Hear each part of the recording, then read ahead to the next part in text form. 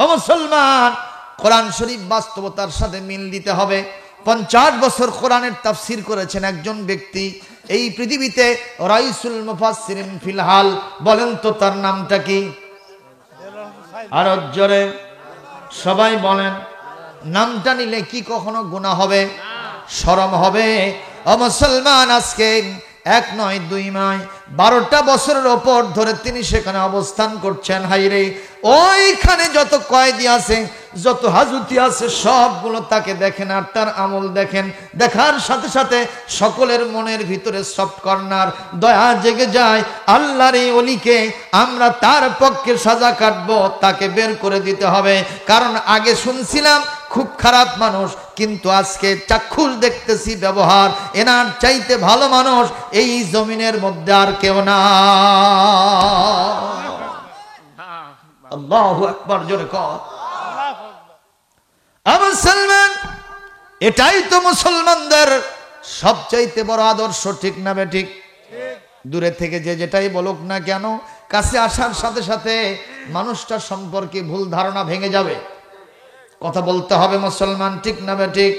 এইবার আসেন, ওরা বলল মুহাম্মদকে যদি জেলখানার ভিতরে ঢুকায় দেওয়া হয়, সব কয়েদি আর হাজুতি সবাই তার পক্ষে যাবে, সুতরাং জেলখানায় ঢুকানো যাবে না। কি করতে হবে?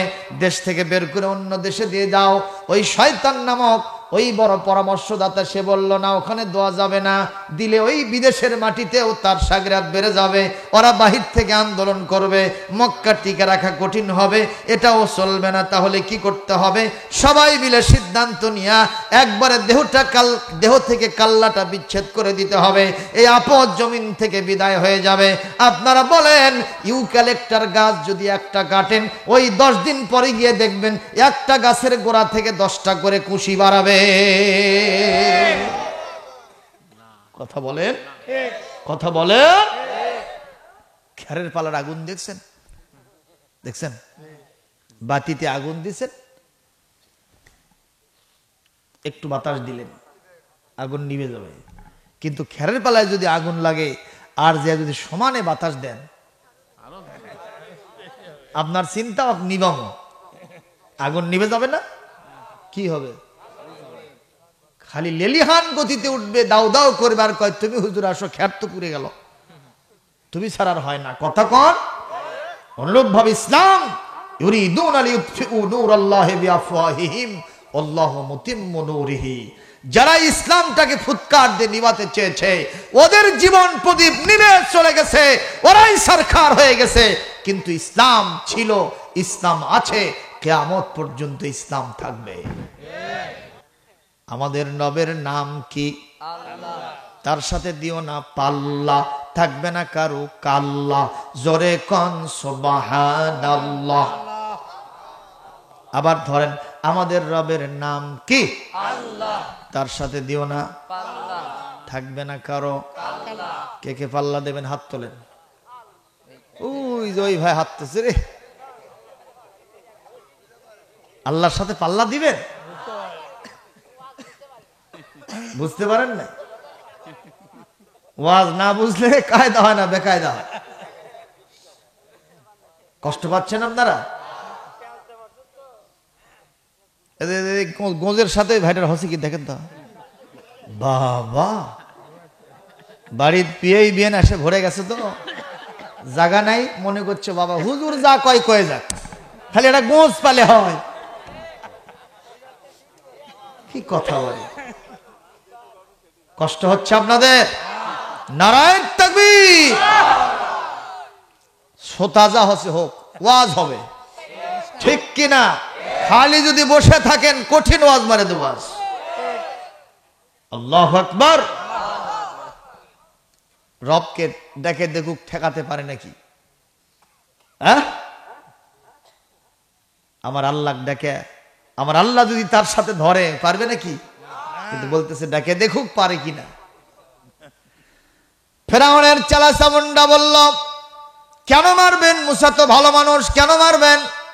আমার আশঙ্কা হয় আইয়ুবাদদিলা দীনাকুম, তোমাদের জীবন ব্যবস্থা, ধর্ম পাল্টায় দেবে।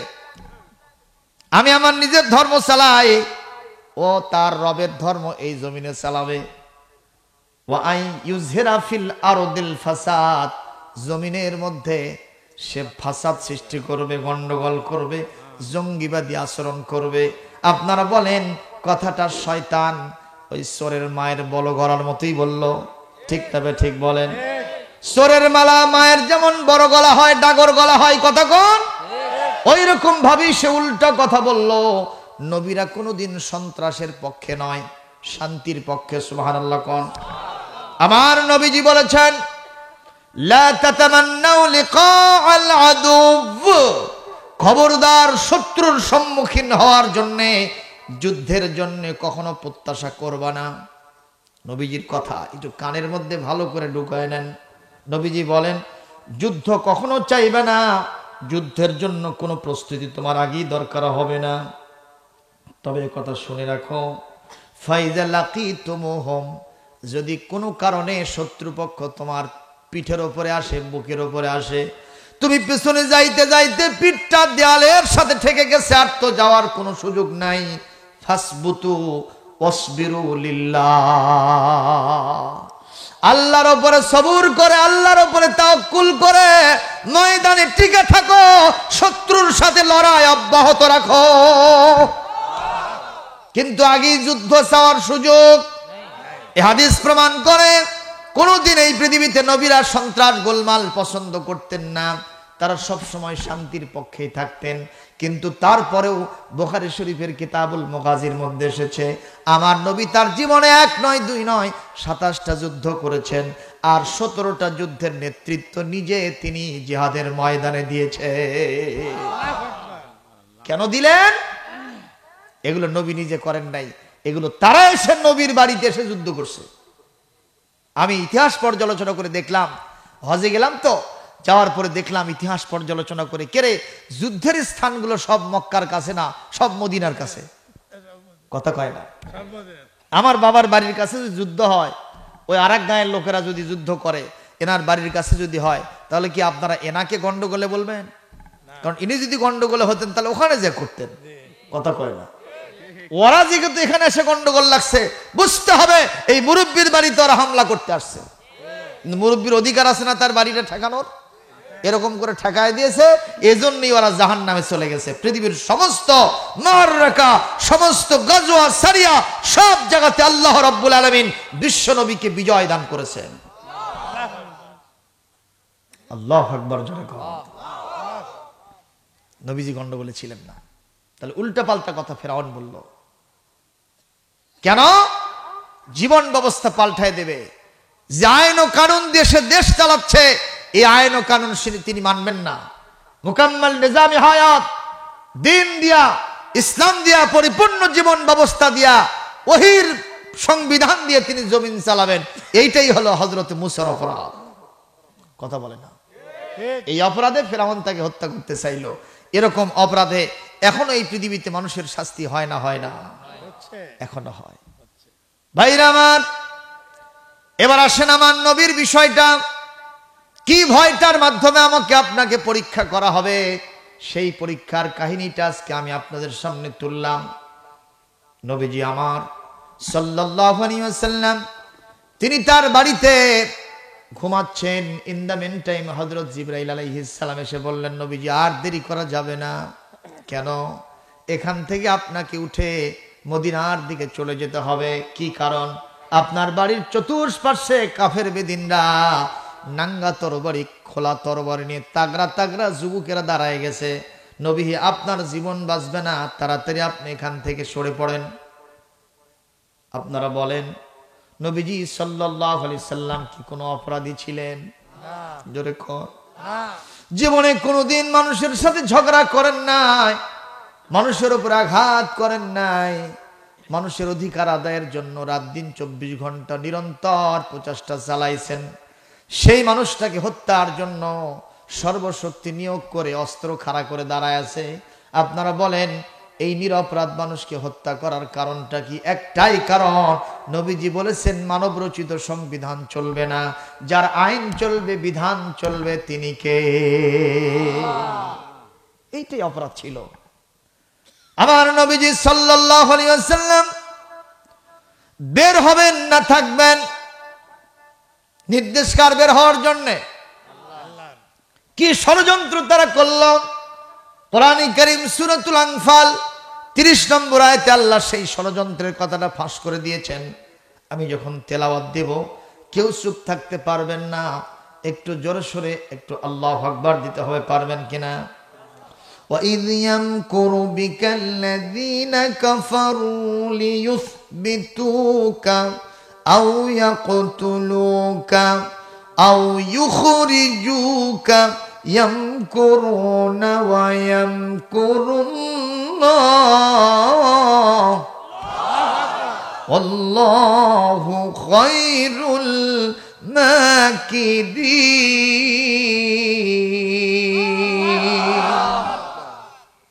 আল্লাহ পাক ষড়যন্ত্রের কথাটা তুলে ধরেছেন। নবী হ্যাঁ স্মরণ করেন সেই সময়কার কথা যখন তারা ষড়যন্ত্র করেছিল আপনাকে নিয়ে। কি ষড়যন্ত্র? আপনি আপনার দিন প্রতিষ্ঠা করবেন, আমার বিধান দিয়ে জমিন শাসন করবেন, এটা যখন আপনার অপরাধ হিসেবে তারা ধরে নিল, তাদের 1 নম্বর পরামর্শের ভিত্তিতে সিদ্ধান্ত ছিল আপনাকে জেলখানায় ঢুকায় দেবে।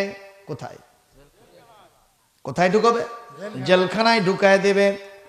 2 নম্বর ওদের সিদ্ধান্ত ছিল না না, জেলখানায় যখন ঢুকাবা, শয়তান সবচেয়ে বড় পরামর্শক ছিল, তাদের সবচাইতে বড় হিতাকাঙ্ক্ষী ছিল। শয়তান বলল না না, জেলখানায় ঢুকাইলে মুহাম্মাদের কথা এতই মধুর, এতই শ্রুতি মধুর্য, এতই চার্মিং কথা, এতই চুম্বুক মার্কা কথা।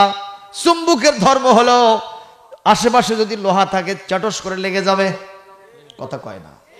মুহাম্মাদের কথা এতই মাধুর্যপূর্ণ চুম্বকপূর্ণ কথা, যেখানেই যে থাক না কেন মুহাম্মদ কথা বলাও সারা, ওরা মুহাম্মাদের সাথে অ্যাটাচড হওয়াও সারা।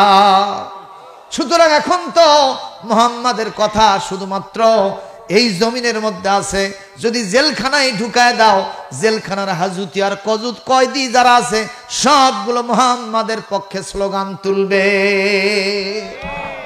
আমরা হুজুররা আবার সেই টেকনিক নিছি বাবা, একটা কথা একবার বলবো না। ইদা তাকাল্লামা বিকালিমাতিন আ'আদাহা 3 মাররাত। নবী যখন কোনো কথা বলতেন একবার বলতেন না, অন্তত 3 বার করে রিপিট করতেন। তার মানে এটাই তো মিছিল, কথা বলেন ঠিক না ঠিক? কেন তিনি 3 বার করে রিপিট করতেন? উদ্দেশ্য ছিল এটা যেন স্মৃতিপট থেকে আউট না হয়, মুছে না যায়। আমার এক একটা কথা ভবিষ্যতে উম্মতের জন্য সংবিধানের এক একটা ধারা। হুজুর কথা বলেছেন না কেন আপনি? ইমাম সাহেব, নবীজির কথা শুধু কথা না, এগুলো সংবিধানের ধারা। সুবহানাল্লাহ। এই জন্য আমার নবীর বিবি কয়জন? 11 জন, আর এট এ টাইমে ছিল 9 জন। সুবহানাল্লাহ। এই না দেখা ওই শয়তানরা, ইহুদি খ্রিস্টানেরা আর মুসলমান নামের নামধারী কিছু শয়তান, এরা কয় এই নবী নবী লয়, এর নারী লোভী। নাউজুবিল্লাহ। আস্তে কন, আরো জোরে কন, কলিজা ভরা মহব্বত নিয়ে বলেন নাউজুবিল্লাহ। আমার নবী কি নারী লোভী? নারী লোভী যে নন তার প্রমাণ কি? কোরআন থেকে দেব, একটু দেই। ইউহাবাত নাফসাহা লিন্নাবিয়্যি ইন আরাদান নাবিয়্যু আইয়াস্তানকিহাহা খালিসাতান লাকা মিন দুনিল মুমিনিন।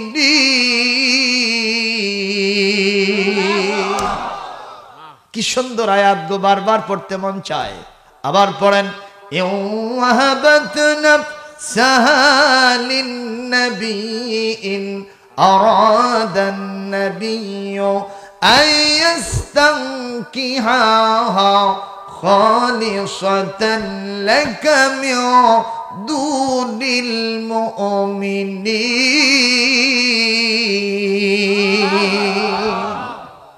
আল্লাহ পাক সূরাতুল আহজাবের ভিতরে ইরশাদ করছেন, ইউহাবাত নাফসাহা লিন-নবিয়্যি, যদি নবীর জন্য কোন স্ত্রী, পৃথিবীর কোন মহিলা যদি অক্ষ করে দেয় তার নিজেকে, আর নবী যদি তাকে বিয়ে করার জন্য ইচ্ছা করেন, আমি তাকে বিয়ে করার জন্য পারমিশন দিয়ে দিলাম। সুবহানাল্লাহ বলবেন না? এখানে কোনো লিমিটেশন আছে? ইচ্ছা মতো নবীজিকে যদি কোনো স্ত্রী এসে বলে আমি আপনার সাথে বিয়ে বসবো, আর নবী যদি তাকে বিয়ে করতে চান, আমি আল্লাহ তাকে পারমিশন দিয়ে দিলাম। খালিসাতাল লাকা, এটা কেবলমাত্র হে নবী আপনার জন্য, মিন দুনিল মুমিনিন, পৃথিবীর কোনো ঈমানদারদের জন্য সে পারমিশন থাকবে না। আল্লাহু আকবার। তাহলে আল্লাহ পাক এতগুলো পারমিশন দিয়েছেন, সেখানে নবীজি কয়জন করছে? আল্লাহু আকবার। তাও বলবেন না? কি সুন্দর কথা। নবী যদি নারী লোভী হইতেন তাহলে তো ইচ্ছা মতো আরো করতেন, ঠিক কিনা? নবীজি তা করেন নাই। আর এই যে 9 জন বা 11 জন করলেন, তার ভিতরে কি একটা কিন্তুক নাই? সেটা কি? তখন তো আর মাইক ছিল না। কথা বলেন। এই যে এখানে রেকর্ড হচ্ছে, মিডিয়াতে ছিল? অ্যাম্পলিফায়ার ছিল? কিছুই ছিল না। তাহলে নবীর এই যে ইন্টারনাল অ্যাফেয়ার্স, ভিতরের কিছু কথাবার্তা থাকবে। দাম্পত্য জীবনে স্বামী স্ত্রীর ভিতরে কত কাজ কারবার হবে, কথাবার্তা হবে, একজন বিবি এগুলো তাদের মেমোরিতে ধারণ করতে পারবে না। এই জন্য এট এ টাইমে আল্লাহ পাক তাকে 9 জন থেকে 11 জন বিবি দান করেছিলেন। একটু জোরে বলবেন না আল্লাহু আকবার। সুতরাং এই পৃথিবীতে নবী বিদ্বেষী লোকেরা, তোমাদের ক্ষেত্রে কিন্তু আমাদের এখন সিদ্ধান্ত পাল্টাতে হবে। পালারে পালা, জলদি পালা, নইলে তোদের গলায় জুতার মালা। পালারে পালা, জলদি পালা, নইলে তোদের গলায় জুতার মালা। কথা বলেন। তাওহীদি জনতা জেগেছে, রাজপথ তাই তো কাঁপছে। এবার হবে মোদের ফাইনাল খেলা। পালারে পালা, জলদি পালা, নইলে তোদের গলায় জুতার মালা। আমি ইহুদি খ্রিস্টান ওই শয়তানদেরকে, মুনাফিকের বাচ্চাদেরকে বলছি, কথা বলেন ঠিক না বেঠিক? প্রিয় ভাইরা, আপনাদের কষ্ট হচ্ছে কিনা? নবীজিকে হত্যার জন্য এত বেশি ষড়যন্ত্র হলো, নবীজিকে বিদায় করে দেওয়া হবে। আমার নবীজিকে রাখবেন কে? জোরে বলেন। ইয়া আইয়ুহার রাসূল বাল্লিগ মা উনজিলা ইলাইকা মির রাব্বিক ওয়া ইন লাম তাফআল ফামা বাল্লাগতা রিসালাতাহু ওয়াল্লাহু ইয়াসিমুকা মিনান নাস ইন্নাল্লাহা লা ইয়াহদিল কওমাল কাফিরিন। কোরআন কারীমের 5 নম্বর সূরা 6 নম্বর পারা সূরাতুল মায়েদা, এখানে 68 নম্বর আয়াতের ভিতর আল্লাহ পাক বলছেন, নবী আপনি দ্বীনের কাজ, তাবলীগের কথা নিরন্তর ভাবে করতে থাকুন। আপনাকে কেউ ঠেকাতে পারবে না। আমি আল্লাহ পাক আপনাকে রক্ষার দায়িত্ব নিয়ে নিলাম। আর আল্লাহ যদি কারো দায়িত্ব নেয়, তাকে আর কেউ মারতে পারবে না। সুবহানাল্লাহ। আরো জোরে সুবহানাল্লাহ। প্রিয় ভাইয়ের আমার, তাহলে আমাদেরকে এই পৃথিবীতে প্রথম নম্বরে যে ভয় দেখানো হবে, সেটা কিসের ভয়? দিনের রাস্তায় থাকলে প্রথমে গালিগালাজ, তারপরে মামলা হামলা, সর্বশেষে গিয়া হত্যার ভয় দেখানো হবে। সুতরাং এই ভয়ে আমরা যদি পাশ করতে চাই, আমাদের সবুর করতে হবে, দৃঢ়পথ থাকতে হবে, আল্লাহর উপরে তাওয়াক্কুল করে। আমরা কি রাজি আছি ইনশাআল্লাহ? 1 নম্বর পয়েন্ট শেষ। 2 নম্বর, ওয়াল জুআয়ে, আমাকে আপনাকে ক্ষুধা দিয়ে পরীক্ষা করা হবে। কার পক্ষ থেকে? আমাদের কাছে ক্ষুধা আসবে, দারিদ্রতা আসবে। 1 সন্ধ্যা খাবার থাকবে, 2 সন্ধ্যা থাকবে না। কথা বলেন। নবীজির এরকম হয়েছে না হয় নাই? যেদিন নবীজি খন্দক কাটতেছিলেন, ওই উপর থেকে, পাড়ের উপর থেকে নিচে জাম্প করলেন। 1400 সাহাবী নবীর সাথে ছিল, অথবা কোনো কোনো রেওয়ায়েতের সংখ্যা বেশি কম আছে। নবীজির দিকে তাকায় দেখলেন রাসূল সাল্লাল্লাহু আলাইহি ওয়াসাল্লামের বতন মোবারক, পেট মোবারক থেকে আস্তে করে একটু কাপড়টা কাশফ হয়ে গেছে, উঠে গেছে। সাহাবায়ে আজমাইন দেখলেন নবীজির পেটের ভিতরে এত বড় একটা পাথর বাঁধা। পাথর কি জন্য বেঁধেছেন? কথা বলেন, কথা বলেন। ক্ষুধার যন্ত্রণার কারণে। কিন্তু কারো কাছে নবীজি চান নাই। আল্লাহু আকবার বলে। সাহাবীরা আসহাবে সুফার ভিতরে মসজিদে নববীতে যারা থাকতেন, হযরতে বেলাল সহ তারা অনেকেই না খেয়ে থাকার কারণে ক্ষুধার জ্বালা, পেটের জ্বালা সহ্য করতে না পারে মসজিদে নববীর এক খুঁটি থেকে আর এক খুঁটির সাথে এরকম দড়ি পেঁচায়া, দড়ি টানায়া সেই দড়ির সাথে ঝুল পাড়তেন। কেন? ক্ষুধা লাগছে, ক্ষুধার জ্বালা সহ্য করতে না পেরে। আল্লাহু আকবার বলেন। কিন্তু আজ মুসলমান এই বিয়ে বাড়িতে দেখবেন যত খানা খায় তার সাথে অধিকাংশ নষ্ট করে। আছে না নাই কোন? এ বাবা, তোমরা মুসলমান হলে বসো। হ্যাঁ, দেখছেন? বসো বসো বসো, ওয়েলকাম, বসো। কষ্ট হচ্ছে আপনাদের ভাই? আজকে একটা সুন্নত শুনে যান। সুন্নত, বিয়ে শাদী তো আমাদের দেশে হয়, সুন্নত শোনেন। শাররু তুআমি তুআমুল উলিমা ইউদআ লাহাল আগনিয়াউ ওয়া ইউতরাকুল ফুকারা। নবীজি বলেন সবচেয়ে নিকৃষ্ট হলো ওই বিয়ের অনুষ্ঠানের খাবার যেখানে শুধু ধনীদেরকে দাওয়াত দেওয়া হয় আর গরিবদেরকে বাদ দেওয়া হয়। ইনকেস যদি বিয়ের অনুষ্ঠানে কোনো গরিব আসে, ওর জায়গা কি চেয়ার টেবিলে আছে? কুটি ওই যে বললো খেরের পালার গলত, ওটাই সত্যি কথা। ঠিক না বে ঠিক? আমি সেই দিন কাহালুতে এক বিয়ে খাইতে গেছি। ওরে বাবা, বড় বড় অফিসাররা আসছে, সেগুলা গোল্লা, মিষ্টি, দই, তারপরে বড় বড় গোস্তের এই যেগুলো রান টান আছে দোস্তের মতো দিচ্ছে। আর ওখানে দেখলাম ওদের খালি লাল পড়ে যাচ্ছে, কিন্তু কেউ কিছু দেয় না। তা আমি একজনকে ডেকে নিয়ে এসে বললাম, হুজুর এই বড় বড় হাব্য জুব্ব পরে ওদিক খালি ঘোরাঘুরি ঘুরঘুর করতেছেন, দেখেন তো এরা কারা? হুজুর তা তো দেখিনি। হাদিসটা শোনেন। এই হাদিসটা শোনাই দিলাম, তাড়াতাড়ি খাবার দেন, তাহলে কিন্তু তাছাড়া কিন্তু এটা জাহান্নামে গেল। ঠিক না বে ঠিক কোন? উনি আবার ওটা দিলেন, দিয়ে এসে করছে, হুজুর আপনার কথা শুনে একটা সুন্নত কায়েম করলাম। সুবহানাল্লাহ কোন? গরিবদেরকে নিচে রাখা যাবে না, প্রয়োজনে তাদেরকেও পাশে বসায় খাওয়াতে হবে, এটা আমার রাসূলের সুন্নত। সুবহানাল্লাহ কোন? ভাইরা আমার, নবীজি সাল্লাল্লাহু আলাইহি ওয়াসাল্লামের পেটের এই ক্ষুধা দেখে সকল সাহাবীদের কলিজার মধ্যে আঘাত লেগেছে, চোখ দিয়ে অশ্রু বিগলিত হয়েছে। সবচাইতে বেশি আঘাত লেগেছে রাসূলের একজন জলিলুল কদর সাহাবী, যার নাম হলো হযরত জাবের ইবনে আব্দুল্লাহ রাদিয়াল্লাহু তাআলা আনহু। উনি এই অবস্থায় রাসূলুল্লাহর পারমিশন নিয়ে এক দৌড়ে বাড়িতে গিয়ে স্ত্রীকে বলেছেন, স্ত্রী রে, দেরি করো না, দেরি করো না, তাড়াতাড়ি আমার রাসূলের জন্য ব্যবস্থাপনা করো। যে দৃশ্য দেখে আসছি, আহার পানি আমাদের জন্য হারাম হবে যতক্ষণ পর্যন্ত বিশ্ব নবীর মেহমানদারি করতে না পারবো। ভাইরা আমার, হযরত জাবের গিয়া স্ত্রীকে যখন বললেন, স্ত্রী বললেন, নিঃসন্দেহে একটা ছাগল আছে, ছাগলের ছানা, ছোট্ট ছাগলের বাচ্চা আছে, এইটা যদি জবাই করি আর সামান্য একটু শিশুর খাদ্যর মতো কিছু আটা আছে, এইটা দিয়ে একটু আটা রুটি বানানো যেতে পারে। বলে যা আছে এইটা দিয়ে তুমি একটু খানা পিনা রেডি করে ফেলো, আমি আমার নবীজিকে দাওয়াত দিয়ে নিয়ে এসে আমার বাড়িতে বসাবো। আপনারা বলেন হুজুরদেরকে দাওয়াত দিলে বরকত বাড়ে না কমে? সেই হুজুরক নিয়ে আজকে টাটকা মনেকে টিটকারি বটকারি করে। হুজুর জোরে গেলে কয় দাওয়াত আছে, আসতে গেলে কয় কত্তাই খাসে। কথা কন না, কথা কন না। হুজুর যদি কোনো অফিসের মধ্যে ঘোরাফেরা করে কয় হুজুর পেঁয়াজ লাগেন কে? আমাকে নিজেকেই বলছে, ভাই হুজুর হয় বসলে বসেন, নাহলে বার হয়ে যান, এই পেঁয়াজ লাগতেছেন, যুব্য পেঁয়াজ লাগতেছে আপনার। আমি তখন আস্তে করে বসে চিন্তা করলাম, দেখি আর কেউ পেঁয়াজ লাগে নাকি।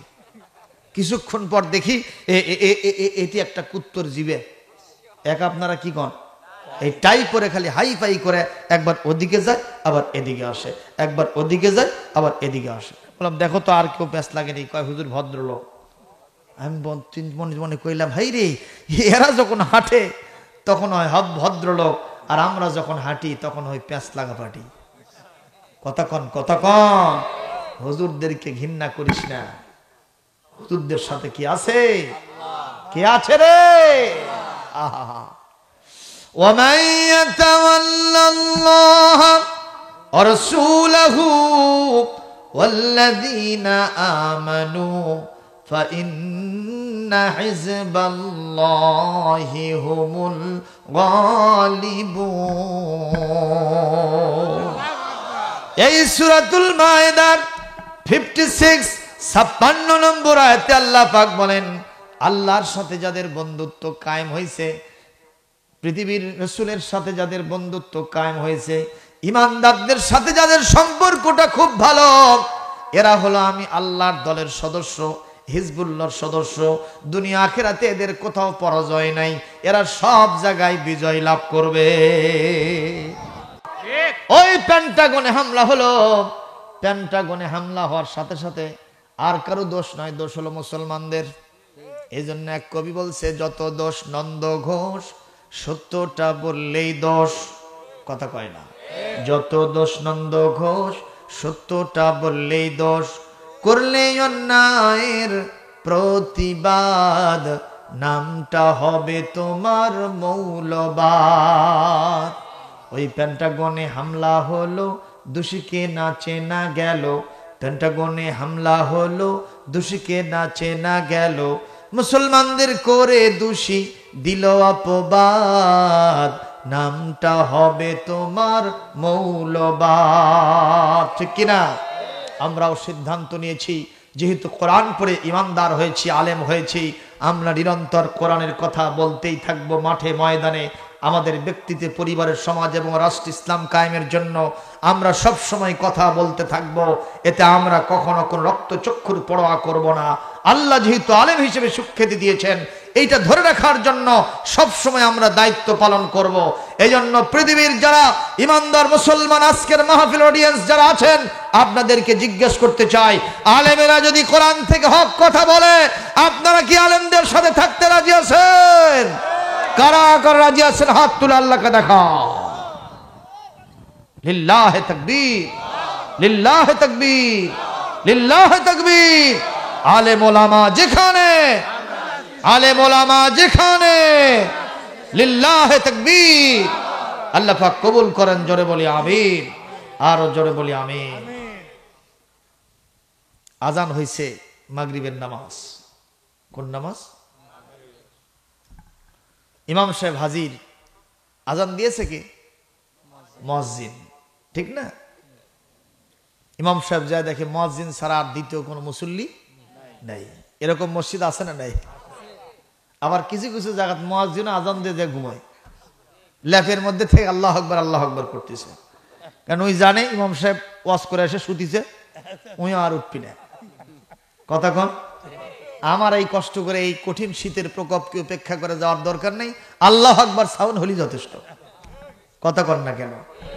কিন্তু ওই গ্রামে আবার ওয়াজ হচ্ছে ঠিক, কিন্তু এমন একজন মুসল্লি ওই গ্রামের এক বিয়ে গেছে, ওটি এখনো আর ফজরের নামাজ জামাতে না পড়লে কখনো হয় না। উনি যায় দেখে বাবা তালা বন্ধ মসজিদ, কিন্তু আল্লাহু আকবার কাদ কামাতিস সালাহ হচ্ছে। মুয়াজ্জিন সাহেব ওই কাম করতেছে।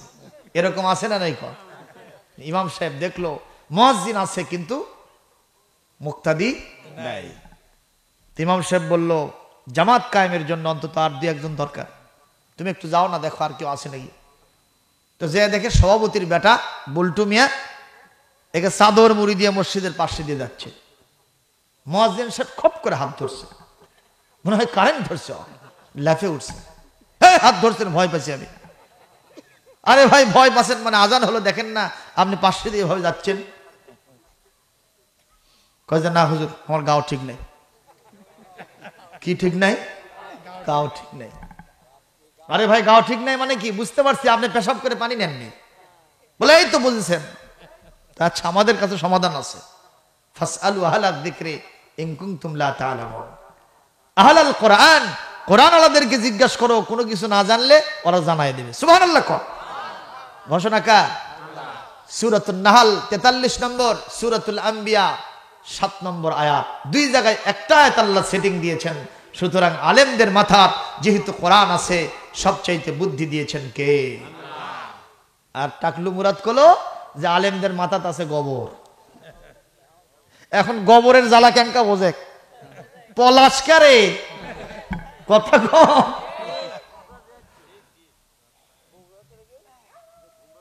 ভাইরা আমার, মুয়াজ্জিন সাহেব বলতেছে, ভাই বুঝতে পারছি আপনি পেশাব করে পানি নেন নাই, তাতে কি হয়েছে?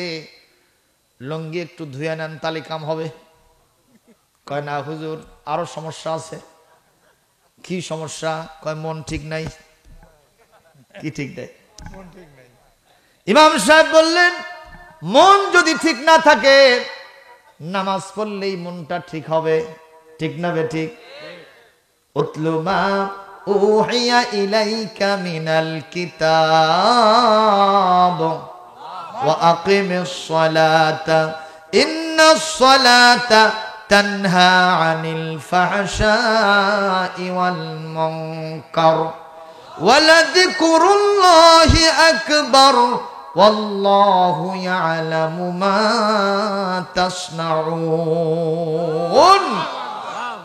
আল্লাহ পাক বলেন, নামাজ ধরো, জীবনের সমস্ত খারাপ কাজগুলো মুছে দেবেন কে? আকিমিস সালাতা লিযিকরি قد أفلح من تزكى وذكر اسم ربه فصلى। নামাজকে বলো না কাজ আছে, কাজকে বলো আমার নামাজ আছে। কথা কয় না বারে?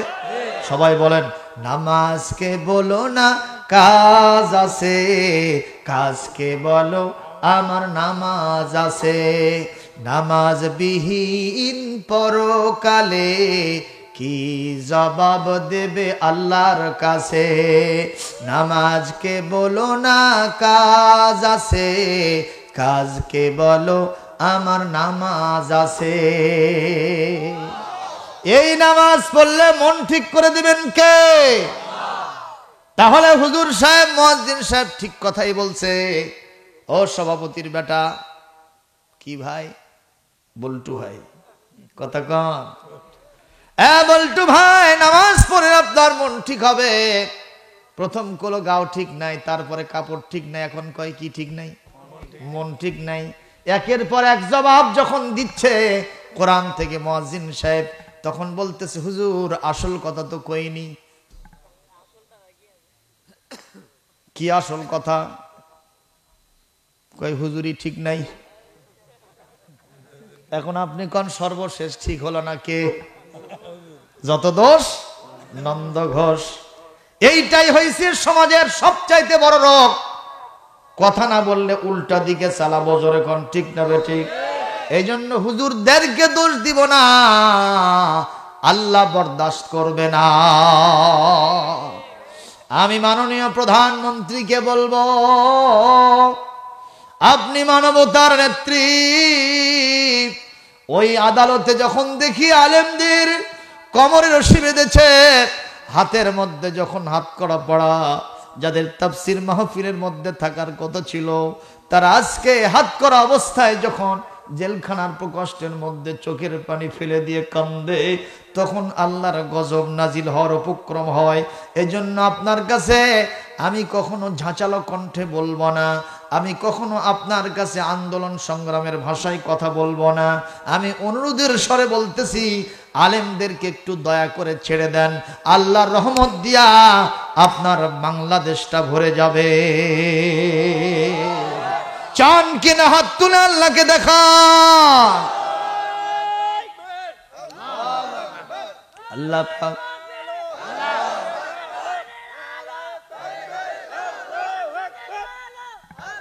আল্লাহ পাক কবুল করুন। জোরে বলি আল্লাহুম্মা আমিন। আরো জোরে বলি আল্লাহুম্মা আমিন।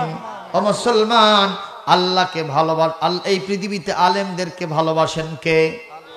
সুতরাং নবীদেরকে ভালোবাসলে আলেমদেরকে ভালোবাসতে হবে। ও মুসলমান, তাহলে 2 নম্বর হলাম এই ভয় কি বলে, ক্ষুধা দ্বারা আল্লাহ পরীক্ষা করবেন। হযরতে জাবের রাদিয়াল্লাহু তাআলা আনহু, ওখানে ছাগল জবাই হয়েছে, সেখানে রুটিও পাক হয়েছে। আল্লাহ রসুলকে এসে আস্তে করে বললেন, ইয়া রাসূলুল্লাহ, হাবিবাল্লাহ, যে দৃশ্য আপনার পেটের মধ্যে দেখেছি আমি সহ্য করতে পারি নাই, আমি খাবো না সেটা পরের কথা, আপনাকে না খাওয়ায়া আমি জীবনে আহার পানি করব না, আপনার দাওয়াত থাকলো, শুধুমাত্র আপনার দাওয়াত থাকলো। এই কথা নবীজির কানে হযরতে জাবের আস্তে করে বলেছেন। নবীজি আমার ঢোল শহরত করে দিয়ে বললেন, এ সাহাবীরা, এলান শোনো, ডিক্লারেশন শোনো, জাবেরের বাড়িতে তোমাদের ১,৫০০ সাহাবীর দাওয়াত।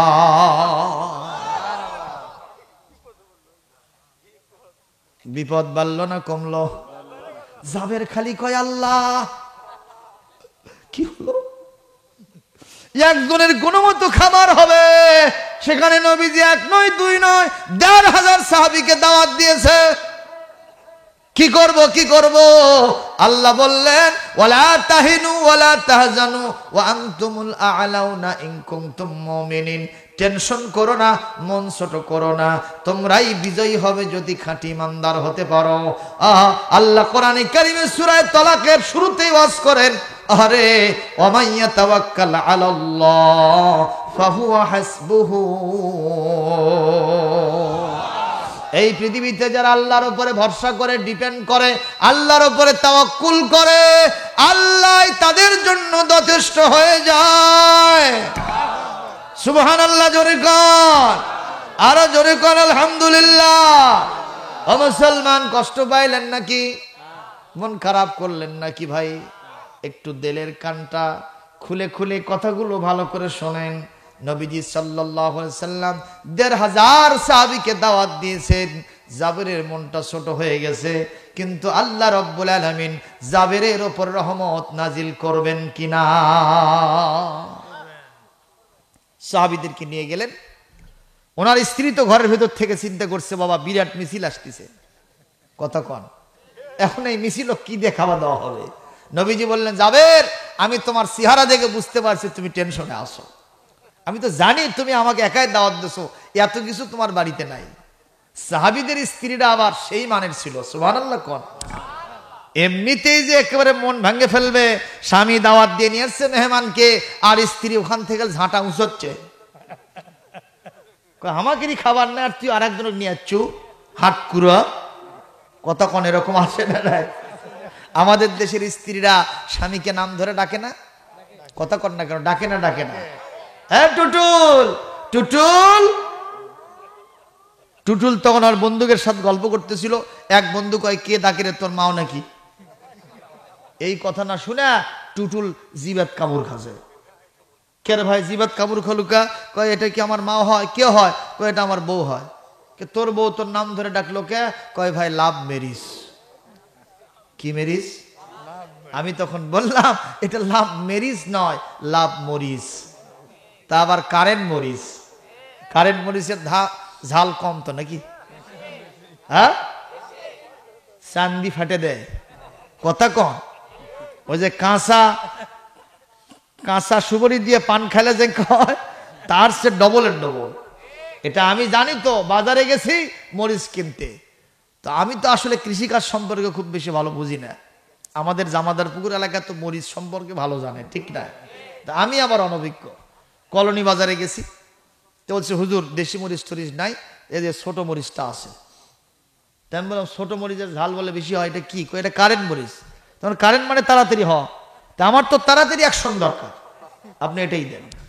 তো নিয়ে গেলাম, ওটা ভেজে আমার স্ত্রী ওই আলু ভর্তা বানাইছে।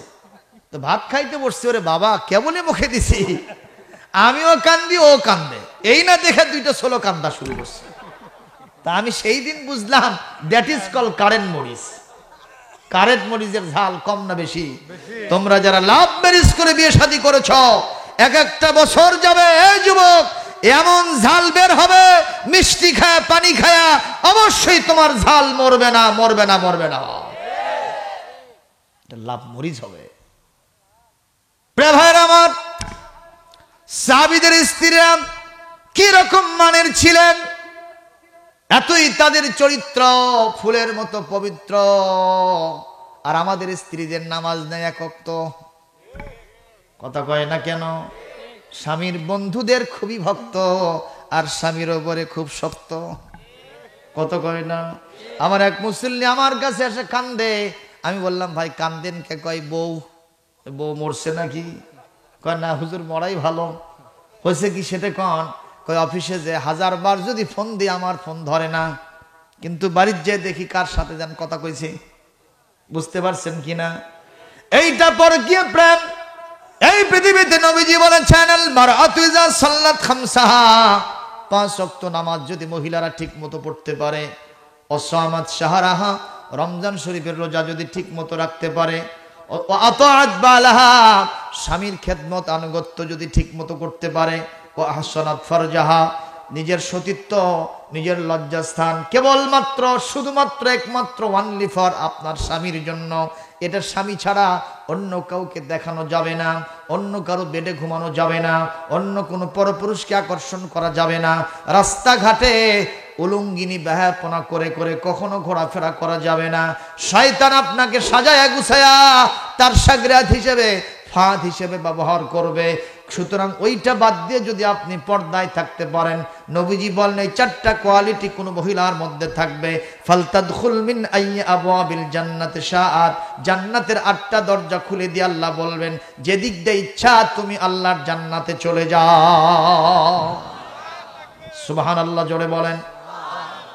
মুসলমান ভাইরা আমার, হযরত জাবের বাড়ির ভিতরে গিয়ে বলতেছেন স্ত্রী, রাসূলুল্লাহ 1000 সাহাবীকে দাওয়াত দিয়েছেন, বিশাল মিছিল আসতেছে, সাহাবীদের সাথে ফেরেশতারা আছে না নাই? তাহলে মিছিল ভারী না কম? কথা বলেন। বিশাল মিছিল আসতেছে। স্ত্রী বললেন টেনশন করো না, ইন্নাল্লাহা মা'ানা, আল্লাহ আমাদের সাথে আছেন, তুমি স্বামী কোনো টেনশন করো না, খাবার দেওয়ার মালিক হলেন আমার আল্লাহ। সুবহানাল্লাহ জোরে কোন। নবীজি বাসায় গেলেন, বললেন বাবা তুমি কি রুটি পাক করছো? কয় না হুজুর আপনি তো বলছিলেন যে রুটি আগে পাক করা যাবে না, রুটি খামির বানায় রাখছি। বলে আমার কাছে নিয়ে আসো। গোশত পাক করেছে? বলে হুজুর ওইটা হয়েছে। সুবহানাল্লাহ। তো 2টার ঢাকনার ভিতর কি বলে 2টা পাত্রের মধ্যে ঢাকনা দিয়ে নিয়ে আসো, কাভার দিয়ে নিয়ে আসো। আস্তে করে তরকারি যেটা ঢাকনা দেওয়া হয়েছে, রুটির খামির যেখানে আছে ওইটাকেও ঢাকনা দেওয়া হয়েছে। রাসূল সাল্লাল্লাহু আলাইহি ওয়াসাল্লাম বললেন তোমার স্ত্রীকে চুলা জ্বালাতে বলো। স্ত্রী চুলা জ্বালাইছেন, আল্লাহর নবী ওই ঢাকনার ভিতর থেকে একটা করে রুটির, এটাকে কি গণ আপনারা? আটার খামির, এটাকে বের করে আস্তে আস্তে দিচ্ছে। হযরত জাবের নিয়ে গিয়ে তার স্ত্রীকে দিচ্ছেন। এভাবে রুটি ভাজতে ভাজতে ভাজতে ভাজতে বিশাল সাঙ্গারি রুটি ভরে গেছে। সুবহানাল্লাহ। আগামীকাল কইন ভাই, আরো একটু জোরে হয় না? আরো একটু জোরে হয় না? নবীজি সাল্লাল্লাহু আলাইহি ওয়াসাল্লাম এক পর্যায়ে রুটি যখন ভাজা শেষ হয়ে গেছে, সাহাবীদেরকে বললেন তোমরা সব বসে যাও, আমি নবী আগে খাবো না, যদি থাকে খাবো, তোমাদেরকে খাওয়ায়া যদি থাকে খাবো, না থাকলে আমার কোনো অবজেকশন নেই। আর আমাকে নেতারা কি হ্যাঁ নিজে বাঁচলে বাপের নাম, এটা হলো আমাদের নেতাদের কাম। কথা কয় না রে? এই নেতা খেতামার্কা নেতা, কথা কন, মঞ্চে আসে খালি গালগপ্প, নামাজ ছাড়া চলবে না, নামাজ পড়েন, রোজা করেন, হজ করেন, যাকাত দেন, কিয়ামতে প্রথম প্রশ্ন নামাজের প্রশ্ন, কাজী ভাত খায় কেউ ঘুমাবেন না নামাজ না পড়া পর্যন্ত। চিন্তা করলাম বাবা এত বড় নামাজি লিডার রে, এক গাছা দাড়ি নাই ওর মুখ। যাই হোক, যখন নামে গেল সবর সঙ্গী জিজ্ঞেস করলাম আপনার নেতা এত ভালো, খালি নামাজ আর নামাজ বাড়ে, তাহাজ্জুদ বোধহয় বাদ দেয় না? না কয় হুজুর কি যে কোন, 3 দিন ধরে ঘুরিচ্ছে, এখন একক তো পড়তে দেখিনি। জোরে কোন সুবহানাল্লাহ। এরকম লিডার, ভুয়া লিডার আছে না নাই? কোন এরকম ভুয়া লিডার আছে না নাই? ইয়াকুলুনা বিআফওয়াহিহিম মা লাইসা ফি কুলুবিহিম, ওদের অন্তরে যা আছে মুখ দিয়ে তা বলে না, মুখ দিয়ে যা বলে অন্তরে তা নাই। কথা বলেন ঠিক কিনা? ওই সব নেতার দিন শেষ, এবার আল কোরআনের বাংলাদেশ ধরে কোন ঠিক না বেঠি? এমন যদি হতো আমার দেশের নেতা হতো ওমরেরই মতো হতো, আবু বকরের মতো। এমন যদি হতো আমার সমাজের লিডার হতো ওমরেরই মতো হতো, আবু বকরের মতো। প্রজার দুঃখে তাদের চোখে আসতো না রে ঘুম, সমাজের মধ্যে পড়ে যেত শান্তি সুখের ধুম। ধনী গরিব ভালোবাসার জীবন ফিরে পেত, যদি আমার নেতা হতো আবু বকরের মতো, যদি আমার নেতা হতো ওমরেরই মতো। জনগণের খোঁজ খবর নিত রাত দুপুরে, ঘুরে ঘুরে দেখতো কি কেউ আছে অনাহারে। আমার দেশের মা বোনেরা লাঞ্ছিতা হতো না, আমার দেশের কৃষক শ্রমিক বঞ্চিত হতো না। ধনী গরিব ভুখা নাঙা নাহি পাওয়া যেত, যদি আমার খলিফা হতো ওমরেরই মতো। এমন যদি হতো। আরেকটু জোরে মারহাবা দিতে পারলেন না? আরো জোরে, আরো জোরে, জোরে বলি আমিন, আরো জোরে বলি আমিন। মুসলমান ভাইরা আমার, এই পৃথিবীতে যে লিডার হবে সেই লিডারের তিনটা গুণাবলী থাকবে। নবীজির কল কয়টা গুণাবলী? মান যাকারাকুম বিল্লাহি রুয়াতুহু, যাকে দেখলে আল্লাহর কথা মনে হবে। যার দাড়ি নাই তাকে দেখলে আল্লাহর কথা মনে হয়? কথা কয় না। যার মাথায় টুপি নাই, হাব্বা জুব্বা নাই, লম্বা জামা নাই, তাকে দেখলে কি আল্লাহর কথা মনে হয়? সুতরাং এই লিডার আমাদের রাসূলুল্লাহর দেখানো নির্দেশনা অনুযায়ী পাশ করলো না ফেল করলো? ফেল করলো। 2 নম্বর, ওয়ামান জাদাফি ইলমিকুম মানতিকুহু, যার কথা শুনলে, বক্তব্য শুনলে তোমাদের এলেম বেড়ে যাবে, জ্ঞানের দরওয়াজা খুলে যাবে। আর 3 নম্বর, ওয়ামান যাকারাকুম বিল আখিরাতি আমালুহু, যার আমল আখলাক দেখলে আখিরাতের কথা স্মরণ হবে। এ জীবন নয়, আর একটা জীবন আছে যার নাম পরকাল। এইটা যদি স্মরণ হয় নেতার আমল দেখলে, বুঝতে হবে আমি আসল লিডার পেয়েছি। এই 3টার নিরিখে সমাজে যেগুলা আছে এগুলোর সাথে মেলে ভাই, এরা ফেল না পাস? কথা কয় না, আরো জোরে ফেল হবে। কিন্তু আমাদের অবস্থা হয়েছে যেমন জাতের মুর্দা তেমন জাতের জানাজা। কথা কন না? আমরা নিজেরাও যেমন, নেতারাও তেমন। 3 জন মুসল্লি নামাজ পড়তেছে। কয়জন? ইমাম সাহেব আসেনি, এখন গরমের দিন ছিল, কারেন্টও চলে গেছে, তো ওখানে একজনকে সামনে দিয়ে নামাজ পড়াচ্ছে। ও আবার ইমামতি করার তেমন অভ্যাস নেই। ইতিমধ্যেই যখন কারেন্ট এসে আবার গেছে, খুব গরম লাগছে, একজন মুসল্লি বলতেছে, ইমাম সাহেব কেরাতানা ছোট করেন, বারে কারেন্ট গেছে, গরম ধরছে। তো পার্শ্বের মুসল্লিকে চেয়ে নামাজের মধ্যে কথা কওয়া হয়? এই কথা না শুনে ইমাম সাহেব বলতেছে, এই জন্য তো কথা করছি না, খালি তেলাওয়াত চালাচ্ছি। আপনারা বলেন এই 3 জনের মধ্যে কথা কওয়া কেউ বাদ দিয়েছে ভাই? বাদ দিয়েছে? তা আমাদের সমাজের অবস্থা হয়েছে ঠিক ওই রকম। সবাই একেবারে সবগুলো একেবারে মানে জরা পল্টা অবস্থা। কথা কন ঠিক না বেঠিক? সুতরাং আমাদের জন্য আমরা নিজেরাও যদি ঠিক হতে পারি, আমার দেশের সমাজের লিডারটাও ঠিক ওই রকম ঠিক হয়ে যাবে। ঠিক না বেঠিক? ঠিক না বেঠিক? মুসলমান ভাইরা মন খারাপ করতেছেন। হযরতে জাবের রাদিয়াল্লাহু তাআলা আনহুর বাড়িতে রাসূলুল্লাহ সকল সাহাবীদেরকে খাওয়ায় দিলেন। সুবহানাল্লাহ। হুজুর বললেন, জাবের এখন বাকি কে? কয়, হুজুর আপনি আছেন আর আমি আছি, আর ভেতরে আমার বউ আছে। কয় যে আমি আগে খাবো না, তুমি আগে খাও দোস্তের মতো। টেনশন করছিল তো, আগে তুমি খাও, তারপরে তোমার বউকে খাওয়াও। ওনারাও বাধ্য হয়ে আগে খাইলেন। রাসূলুল্লাহ বললেন, দেখো তো ঢাকনা খুলে ফেলো, এখন কতটুকু কি আছে। তরকারির পাতিলের উপর থেকে আস্তে করে ঢাকনা তোলা হলো, দেখা গেল প্রথমে যা পাক করা ছিল ওগুলো আবার রয়ে গেছে। যা রুটি খামির করা হয়েছিল আটা, ওই আটার খামিরটা এখন ওই অবস্থা আছে। এখন পর্যন্ত অনেকগুলো রুটি রয়ে গেছে। বলেন তো এইটার নাম হলো বরকত কে দিয়েছে? ওয়ালাউ আন্না আহলাল কুরা আমানু ওয়াত্তাকাউ লাফাতাহনা আলাইহিম বারাকাতিম মিনাস সামাওয়াতি ওয়াল আরদ ওয়ালাকিন কাযযাবু ফাআখাযনাহুম বিমা কানু ইয়াকসিবুন। কোরআনে কারীমের সূরাতুল আরাফ ৯৬ নম্বর আয়াতের ভিতরে আল্লাহ পাক ইরশাদ করেন, দুইটা শ্রেণীর লোক যদি এই পৃথিবীতে বেশি বেশি থাকে, ওয়ালাউ আন্না আহলাল কুরআন, একটা দেশের লোক, জনপদের লোক, গ্রামের লোক, তারা যদি দুইটা গুণের হতে পারে, আমি আসমান জমিনের সমস্ত বরকতের দরজা খুলে দিব। ১ নম্বর খাঁটি ইমানদার হতে হবে, আর ২ নম্বর আল্লাহ ছাড়া কলিজার মধ্যে কারো ভয় থাকবে না। এই তাকওয়া দিয়ে যদি আমাদের অন্তর ভরাতে পারি, আসমান জমিনের সকল বরকতের দরজা খুলে দিবেন কে?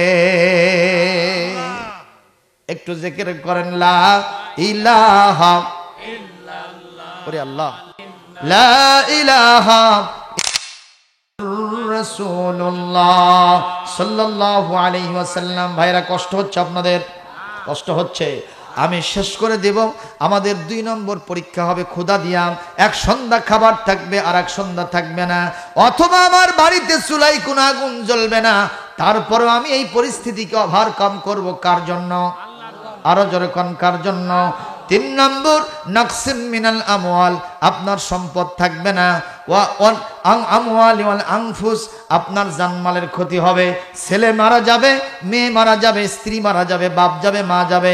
এমনকি আপনি কিছুই সাজানো গোছানো করতে পারেন নাই, বাড়িটাও ভালো করতে পারেন নাই, অথবা আপনি আপনার বেটা বেটিকে বিয়ে শাদী করাতে পারেন নাই, অথবা আপনি এই জমিনে হজের নিয়ত করেছেন কিন্তু হজটাও করতে পারেন নাই।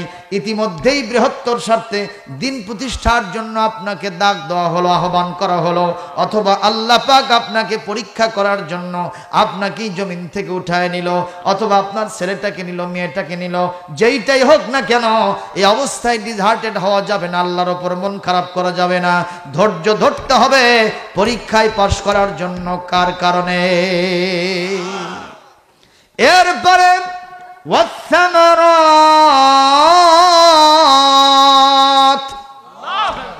এই পৃথিবীতে আল্লাহর একজন পয়গম্বর ছিলেন, যার নাম হযরতে আইয়ুব আলাইহিস সালাম। নামটা শুনেছেন? নাম শুনেছেন কিনা? আইয়ুব আলাইহিস সালাম, আল্লাহ পাক তাকে ধন সম্পদ দিয়ে পরিপূর্ণতা দান করেছিলেন। বিশাল ক্ষেত ছিল, বিশাল খামার ছিল, বিশাল ফলজ বাগান ছিল। একদিন ফসলি জমিটা, অনেক ফসল সেখানে জন্মগ্রহণ করেছিল, ফুলে ফলে সুশোভিত হয়ে গিয়েছিল। উনি বসে আছেন তার শাগরেদদেরকে নিয়ে, দৌড়ে এসে বলতেছে, সাহাবীরা, ইয়া নবী আল্লাহ, আইয়ুব আলাইহিস সালাম সর্বনাশ হয়ে গেছে। বলে, বাবা কি হয়েছে? বলে, আপনার জমিনে যতগুলো ফসল ছিল সবগুলো ফসল আসমান থেকে বা কোথা থেকে আকস্মাৎ একটা আগুন লেগে সমস্ত ফসলগুলো পুড়ে ছারখার হয়ে গেছে। এ কথা বলাও সারা, উনি আলহামদুলিল্লাহ বলাও সারা। উনি বলেছেন, ইন্না লিল্লাহি ওয়া ইন্না ইলাইহি রাজিউন। নিশ্চয় ওই ফসল কেন, শুধুমাত্র সন্তান সন্ততি কেন, ওই জায়গা জমি কেন, স্থাবর অস্থাবর সম্পদ কেন, নিশ্চয় আমরাও তো আল্লাহর জন্য। একদিন আসবে ওই ধন সম্পদ যেমন চলে গেছে, আমিও আল্লাহর কাছে চলে যাব। সুতরাং ওই ধন সম্পদ বিদায় হয়েছে, ক্ষেতের ফসল নষ্ট হয়েছে, এই কথা বলে আমাকে ধৈর্য হারা করাতে পারবে না। আমি আমার আল্লাহর জন্য সবর করলাম। আল্লাহ পাক আইয়ুব আলাইহিস সালামকে ফেল করে দিয়েছিলেন না পাস করে দিয়েছিলেন? সুবহানাল্লাহ কোন? এই কথা কোরআনে কারীমে সূরা আম্বিয়ায় আসছে, ৮২ নম্বর আয়াত থেকে নিচের দিকে সে ঘটনাগুলি আছে। সুতরাং আমরা যদি কোনো ক্ষয়ক্ষতি হয়ে যায় ফসলাদির, ধন সম্পদের, নিজেদের জানমালের, আমরা ধৈর্য ধরবো। ভাইরা, এই পৃথিবীতে আমরা কি সবাই জিন্দা থাকতে এসেছি? কুল্লু শাইইন হালিকুন ইল্লা ওয়াজহা কুল্লু মান আলাইহা ফানিউ ওয়া ইয়াবকা ওয়াজহু রাব্বিকা যুল জালালি ওয়াল ইকরাম। সব চলে যাবে, যিনি থাকবেন তিনি কে? আল্লাহ। আমি গোরস্তান মসজিদে ইমামতি করি, তা কি আপনারা জানেন? ওখানে বগুড়া শহরের কোটিপতি শুয়ে আছে। আমি দেখলাম রাস্তায় একটা পাগল মারা গেল, তার কবরের জায়গা যতটুকুন, ওই কোটিপতির কবরের জায়গা ঠিক ততটুকুন। কথা কয় না। 7 দিন পর গেলাম, কোটিপতির কবর বেজি খুন করছে, সেখান থেকে দুর্গন্ধ বের হচ্ছে। আমি হুজুর নাকে না রুমাল দিয়ে সেখানে থাকতে পারলাম না। তার ছেলেটা আসলো, মেয়েটা আসলো বাবার প্রতি মহব্বত নিয়ে কবর জিয়ারত করতে, নাকটা না ঢেকে ওখানে দাঁড়িয়ে থাকতে পারলো না। আমি চিন্তা করলাম, এ আমার জীবনের শেষ পরিণতি। তারই জন্য এত দলাদলি, এত কিলাকিলি, চুলাচুলি, এত মারামারি, কাটাকাটি। সবাই আমরা কবরের বাসিন্দা, জোরে কোন ঠিক না বেঠি? কবি কি বলছে? দেহ তোমার চর্মচর গলে পচে যাবে, শিরা উপশিরা গুলো ছিন্ন ভিন্ন হবে, মন্দ মেরুদণ্ড হবে সবই খণ্ড খণ্ড, পড়ে রবে মাটির উপর। রে মন আমার কেন বান্ধ দালান ঘর, একদিন মাটির ভিতরে হবে ঘর। রে মন আমার কেন বান্ধ দালান ঘর। সুতরাং আসুন আমরা সকলে পরীক্ষা দেওয়ার জন্য প্রস্তুত হই।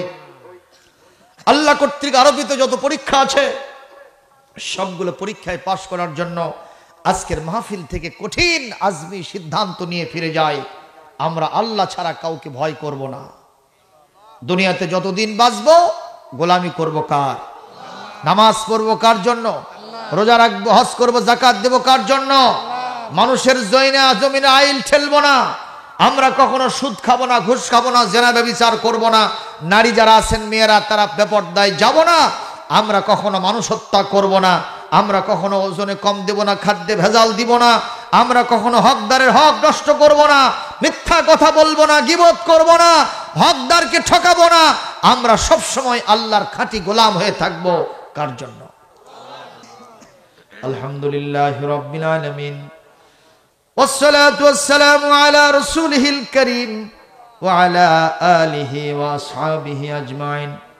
ربنا ظلمنا أنفسنا وإن لم تغفر لنا وترحمنا لنكونن من الخاسرين. رب العالمين ধাওয়াপাড়া পশ্চিম পাড়া মসজিদের উদ্যোগে আয়োজিত আজকের মাহফিল গভীর রাত পর্যন্ত চলতে থাকলো। আমি গুনাহগার 2 ঘন্টার উপরে আলোচনা করেছি। মেহেরবানি করে আপনারা আজিম ও শান দরবারে আজকের মাহফিলটাকে কবুল করে নেন। আয় আল্লাহ তাআলা, আজকের মাহফিল যারা শুনলাম আমাদের সকলকে মাসুম বেগুনাহ বানায় দেন। গুনাহ খাতা নিয়া জাহান্নামী হয়ে এখান থেকে কেউ ফিরবো না। মেহেরবানি করে আপনার পক্ষ থেকে আমাদেরকে কবুলিয়াত দান করুন। মাহফিল থেকে যা সওয়াব দিবেন দরুদ ও সালাম বিশ্ব নবীজির রওজা মোবারকে পৌঁছায় দেন। तमाम পৃথিবীর মাটির নিচে যত মুমিন মুমিনাত শুয়ে আছেন তাদের আরওয়ার পর সওয়াব পৌঁছায় দেন। খাস করে আমাদের মাঝ থেকে জনম দুঃখিনী মা যাদের হারিয়ে গেছে, মা কথাটি ছোট্ট অতি, কিন্তু জানো ভাই ইহার সে নাম যে মধুর ত্রিভুবনে নাই। এ দুনিয়াতে যাদের মা নাই, কত মানুষ দেখি রে, কত মানুষ, মেয়ে মানুষ দেখি, মহিলা দেখি, কত আত্মীয় স্বজন দেখি, দরদের মায়ের মতো তো কাউকে দেখি না। আয় আল্লাহ, পেটে যখন ধরেছিলেন মার আরাম বিরাম ছিল না। মা ঘুমাতে পারেন নাই, উঠতে বসতে পারেন নাই। খাবারের থালাটা সামনে নিয়েছিলেন, যখন পেটের ভিতরে আমরা গুঁতো মেরেছিলাম, হাঁটু দিয়ে মাথা দিয়ে গুঁতো দিয়েছিলাম, মা খাবারের থালাটা ফেলে দিয়া কখনো উঠতেন, কখনো বসতেন, আরাম বিরাম হতো না, গড়াগড়ি করতে। আল্লাহ তাআলা 10টা মাস মাই ভাবে নিদারুণ কষ্ট উপভোগ করেছেন। আল্লাহ তাআলা যখন ডেলিভারি হয়েছিল, আমরা যখন জন্ম নিয়েছি, ওই সময় মডার্ন সিজারিয়ান সিস্টেম ছিল না। মা যখন সুতিকাগারে গিয়েছিলেন, ওই ধাত্রী যখন মার সন্তানটা প্রসবের জন্য সাহায্য করতেছিলেন, একটা সংকীর্ণ রাস্তা দিয়া 5 পাউন্ড 6 পাউন্ড 10 পাউন্ড সন্তান যখন প্রসব করেছিল, মা জিহাদের ময়দানের মতো রক্তাক্ত হয়ে গিয়েছিলেন। কলিজা সেরা ব্যথা বেদনায় মা কষ্ট সহ্য হাজারি করেছিলেন। আল্লাহ, ভুক্তভোগী মা ছাড়া ওই নিদারুণ কষ্ট কেউ বুঝবে না।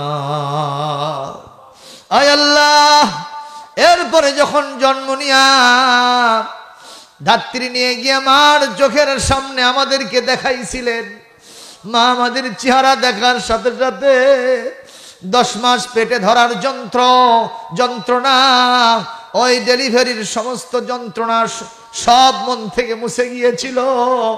মা তখন আমাদেরকে দেখে একটা মুস্কি হাসি দিয়া আমাদের বুকে আর গালে চুমু দিয়েছিলে। আল্লাহ তাআলা আমাদেরকে 2.5 বছর বুকের দুধ চুষায়া নিজে রক্ত শূন্য হয়ে গেছেন, পুষ্টিহীনতায় ভুগেছেন, আমাদেরকে দুধ পান করায় মানুষ করেছেন। ওই জনম দুঃখিনী মা যাদের হারিয়ে গেছেন, আল্লাহ মায়ের জন্য কিছুই দিতে পারবো না, শুধু মন থেকে দোয়া করলাম মায়ের কবরে যদি আযাব থাকে মাফ করে দেন, কবরটাকে জান্নাতের টুকরায় পরিণত করে দেন। আমাদের জনম দুঃখী আব্বা এ দুনিয়ার সর্বশ্রেষ্ঠ নিয়ামত, হিতাকাঙ্ক্ষী কল্যাণকামী মানুষ। আল্লাহ, টাকা পয়সা বুদ্ধি পরামর্শ সব তো আমাদের জন্যই তিনি করেছিলেন। আল্লাহ, বাপকে জিগাইলাম, বাপ একটা ভালো পোশাক কেন পরেন না, কেন একটা ভালো যানবাহনে চলেন না, কেন একটা ভালো বিছানায় শয়ন করেন না, কেন ভালো খাবার খান না? বাপজান বলে 2টা টাকা যদি বাঁচাতে পারি ভবিষ্যতে তোমাদের শান্তি হবে। এই কল্যাণকামী মানুষটা যাদের হারিয়ে গেছেন, আল্লাহ দয়া করে বাপের কবরে আযাব দিয়ে কষ্ট দিবেন না, মেহেরবানি করে তার কবরটাকে জান্নাতের টুকরা বানায় দিবেন। সবাই মিলে পড়েন, রব্বির হামহুমা কামা রব্বায়ানি সগীরা। আয় আল্লাহ, আমাদের দাদা দাদি, নানা নানি, ভাই বোন, আত্মীয় স্বজন, বিবি সন্তানাদি, শ্বশুর শাশুড়ি, নিকটতম দূরতম আত্মীয় স্বজন যারা কবরে গেছে, আল্লাহ দয়া করে সকলের আরো আর পরে সওয়াব পৌঁছায় দেন। আয় আল্লাহ, বিশেষ করে দোয়া করব এই গ্রামের বিভিন্ন পুকুর পাড়ে, বাঁশঝাড়ে, গোরস্থানে হাজারো আমওয়াত বোন শুয়ে আছেন, তাদের আরো আর পরে সওয়াব পৌঁছায় দেন, মাহফিলটাকে তাদের নাজাতের ওসিলা বানায় দেন। আল্লাহ তাআলা বিশেষ করে আল্লাহ মাস্টার মকবুল হোসেন সাহেব, আলহাজ মাস্টার মকবুল হোসেন সাহেব, আল্লাহ তাআলা তার এক সম্বন্ধীকে হারিয়েছেন। মাহবুব রোড অ্যাক্সিডেন্ট করে বিদায় হয়ে গেছে। ছেলেটা আজকে দোয়া চেয়েছে, মরহুম রফিকুল ইসলাম সাহেবের কবরটাকে নূর দিয়ে ভরে দেন। আল্লাহ তাআলা তার এতিম বাল বাচ্চাকে আপনি হেদায়েত করুন, তাদেরকে হেফাজতে রাখুন। মাহবুব আল্লাহ, আমার এক চাচি দুনিয়া থেকে বিদায় হয়ে চলে গেছে, তার কবরটাকেও জান্নাতের টুকরা বানায় দেন। রব্বুল আলামিন, আজকে দোয়া করলাম যিনি যাকে হারিয়েছেন, মনের ভিতরে যার দিকে চক্ষু গেছে, অন্তর গেছে, আল্লাহ সব আমওয়াতকে ক্ষমা করে দেন। তামাম বিশ্বের আনাচে কানাচে ইমানদার মুসলমান নরনারী যিনি যেখানে শুয়ে আছেন, আল্লাহ বিপদে মুসিবতে আছেন, সকলের জন্য হামি ও নাসির হয়ে যান। আজকের মাহফিল থেকে যে আলোচনা হলো, আমি বক্তা, আমাকে আমল করার তৌফিক দেন। শ্রোতামণ্ডলী, আয়োজক যারা আছেন, সকলকে আমল করার যোগ্যতা দান করেন। আল্লাহ, মা বোনদের জন্য দোয়া করি, মা বোনদের জীবনের গুনাহ খাতা মাফ করেন, নিঃসন্তানীকে সন্তান দেন, স্বামীর সংসারকে সুখময় আনন্দময় করে দেন। রব্বানা তাকাব্বাল মিন্না ইন্নাকা আনতাস সামিউল আলিম وتب علينا إنك أنت التواب الرحيم سبحان ربك رب العزة عما يصفون وسلام على المرسلين والحمد لله رب العالمين واجعل آخر كلمتنا عند الموت لا إله إلا الله محمد رسول الله